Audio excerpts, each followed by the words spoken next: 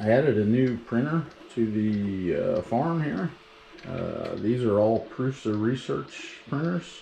This is an i3 Mark 2.5S. I just upgraded it.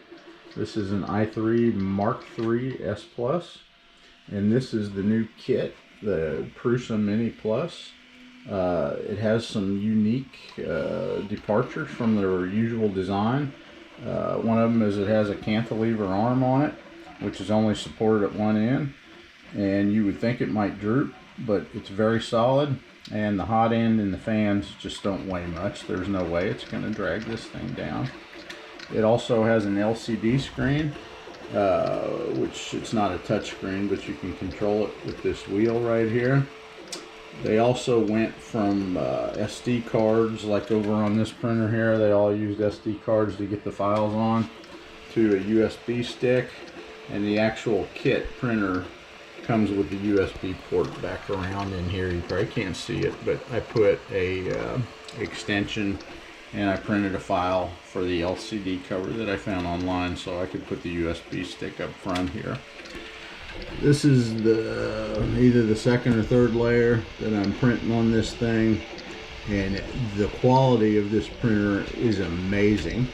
Yesterday I printed one of those benchies on here. This is the benchmark that you print when you get a printer, or a lot of people print, and this may be the best benchy that I've ever printed on any machine, and I printed it on this. So this is like the low cost entry level, but it seems like they're using it as a test bed for some of their more advanced features.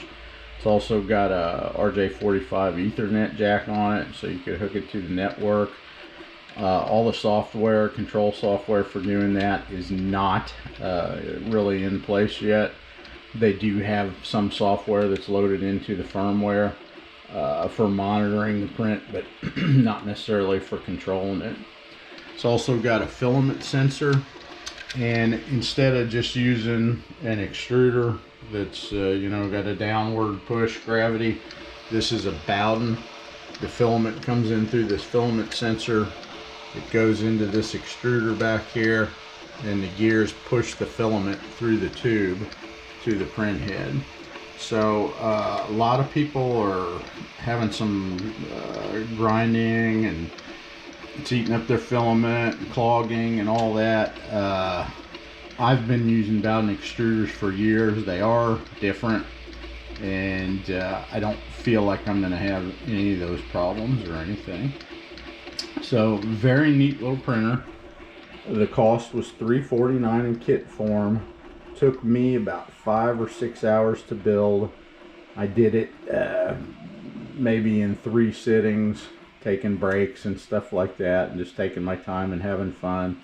It's a blast to build. The instructions are easy to follow. It's inexpensive. They send you a little bit of filament with it. Of course, you'll want to buy more. And they even send you the spool holder, so you can, that's part of the kit, so that you can get busy right away. So that's it. This is my 3D print farm.